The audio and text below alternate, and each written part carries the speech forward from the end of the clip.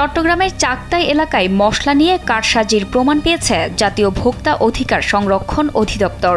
সংস্থাটির পরিচালিত অভিযানে দেখা গেছে জিরার সঙ্গে ক্যারাওয়ে সিডস মিশিয়ে ভেজাল মশলা বাজারজাত করা হচ্ছে। এ অপরাধে দীর্ঘদিন ধরে জড়িত নবীন টেন্ডার্স নামে একটি প্রতিষ্ঠান। জিরা ও ক্যারাওয়ের আকৃতি রং প্রায় একই ধরনের হওয়ায় সাধারণ ক্রেতাদের পক্ষে আসল ও নকল পণ্য আলাদা করা কঠিন। ফলে সুযোগ নিয়ে প্রতিষ্ঠানটি এই ধরনের কার্যক্রম চালিয়ে আসছিল।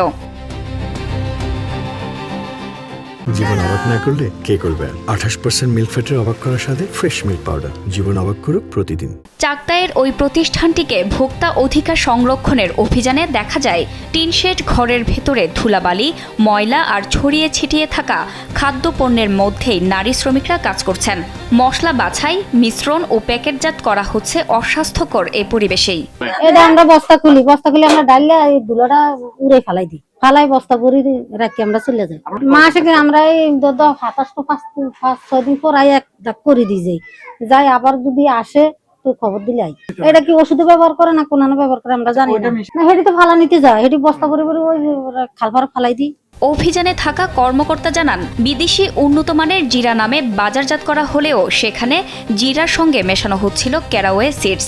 এছাড়া নষ্ট ও পোকাযুক্ত মশলা সংরক্ষণ, পোস্তগুঁড়ায় ভেজাল মেশানো এবং অপরিচ্ছন্ন পরিবেশে খাদ্যপণ্য প্রস্তুতের প্রমাণ পাওয়া গেছে। অলমোস্ট জিরার মতো সেম, এবং দুটো আলাদা করা খুবই কঠিন। তো আমরা এখানে দেখলাম যে ক্যারাসিডটাও তার এখানে রয়েছে এবং জিরাও তার এখানে রয়েছে। অভিযানের সময় প্রতিষ্ঠানটির মালিক রতন জিরার সঙ্গে ক্যারাওয়ে সিডস মেশানোর বিষয়টি স্বীকার করেন।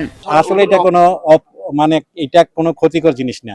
দেখের শরীর যে এটা খাইলে ক্ষতি হয়ে যাবে, এইটা তো আপনি 5% 10% এরকম কেজিতে যে মনে করেন 10 টাকা 12 টাকা 5 টাকা এরকম যে ডিফারেন্সটা। দীর্ঘদিন ধরে চলমান এ ধরনের প্রতারণামূলক কার্যক্রমের প্রমাণ পাওয়ার পর অভিযানে বিভিন্ন অনিয়মের সত্যতা নিশ্চিত হয়। পরে মেসার্স নবীন টেন্ডার্সকে 4 লাখ টাকা জরিমানা করা হয়।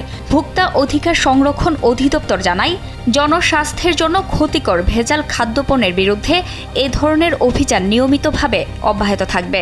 এই দুইটা মশলা একসাথে মিশ্রণ করে আসলে জিরা হিসেবে বিক্রি করতেছে, এবং এই যে মিশ্রণ করতেছে এরকম মিশ্রিত অবস্থায় বস্তার মধ্যেই আমরা পেয়েছি।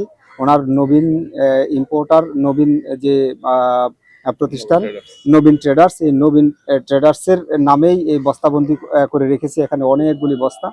তো প্রথমে অস্বীকার করেছিলেন যে এটা মিশ্রণ করেন না উনি, এখানে 1%ও ভেজাল নেই। পরবর্তীতে একটা পর্যায়ে যখন আমরা বস্তার ভিতর থেকে আমরা বের করে ক্যারাসিড এবং কিউমিন সিড জিরা দুটো আলাদা করে দিলাম, তখন এবারে স্বীকার করলেন যে 5% ভেজাল আছে।